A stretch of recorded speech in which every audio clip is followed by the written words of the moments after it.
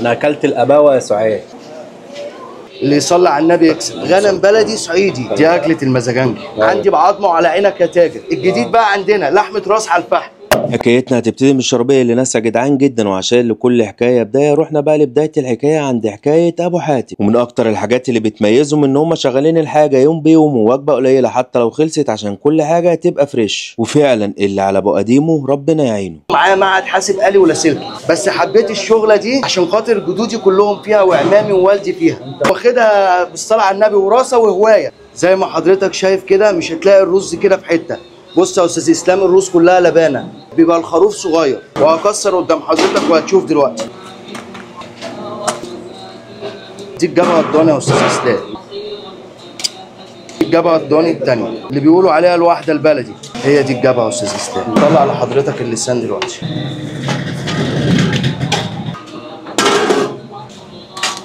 ده اللسان الضاني.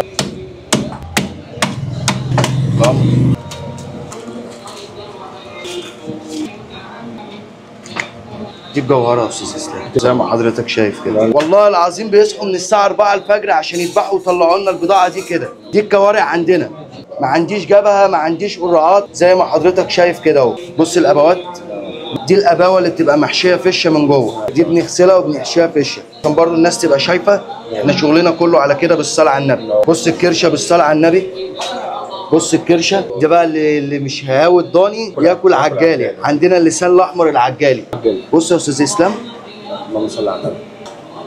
بص يا بشويه، ده الضاني الاصلي. هتحدى اي حد يطلعه بالطريقه دي كده، ما فيش خدع ولا حاجه. البار اللي تلاقي فيه حته الدهن دي تعرف ان هو بلدي بالصلاه على النبي.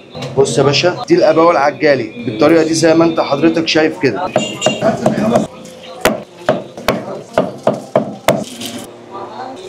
اهم شيء في الشغله دي اللي بيراعي ربنا في شغله واللي بيشتغل بما يرضي ربنا. العجالي الكندوس، الضاني الحاجات الاوزي الصغيره، ده ليها اكل ومزاج وده اكل ومزاج. دي كمونيه اللي هي الكرشه بالدمعه، واضمن حاجه ان الواحد ياكلها بالعصا. طبعا. دي الاباوه، الناس اللي محترف فيها دي. فته بالصلصه، في فته بالزبادي، في فته بالمخ. وطلبت من عندهم شوية حاجات كده على الخفيف عشان أعمل رجيم. ويلا بينا بقى نبتدي جولتنا بالصلاة على سيدنا النبي وبركة بسم الله الرحمن الرحيم. وأول حاجة بقى ابتديت بيها الفتة السادة العادية اللي هي بالدمعة، وكان فيها النفس البيتي باين. قعدت وهتاكل في مصمت يبقى لازم تطلب كوارع، وأنا بالنسبة لي الكوارع بالعظم بتبقى مضمونة وكان طعمها جامد. وده طلب مشكل لحمة راس عجالة، وبتختار يا إما بقى يبقى محمر يا إما بيبقى مسلوق، وأنا من عشاق الأكلة دي مسلوق. وأهم حاجة تروح لمكان يكون بيعملها بنظافة. ودي أحلى لقمة ميكس مشكل محمر من عندهم. وما تنساش بقى طول ما أنت بتاكل تزحلق المسائل بشوية سلطة حراقة. وانا سبت الويلكم درينك للاخر، وكانت الشوربه دسمه جدا وعالميه جدا. وده بقى الطلب المحبب والمعزز الى قلبي، طلب مشكل مسلوق ضاني وممبار من عندهم. فعلا طعمه جامد جدا ومختلف عن اي حد، وطعم النظافه يا جدعان في الاكل كله باين. وبما ان بقى دي اكتر اكله بحبها في حياتي، فحابب اقول لكم اللي يميز الاكله دي حاجتين. اول حاجه ان انت يجيلك البضاعه فريش اول باول، وتاني حاجه النظافه. وبصراحه المكان محقق الشرطين ده، والمطعم ده بقى عامل كل حاجة كما يجب أن تكون. ودي بقى كانت حكايتنا من مصمت حكاية أبو حاتم. أنا إسلام صبري، ما تنساش المتابعة.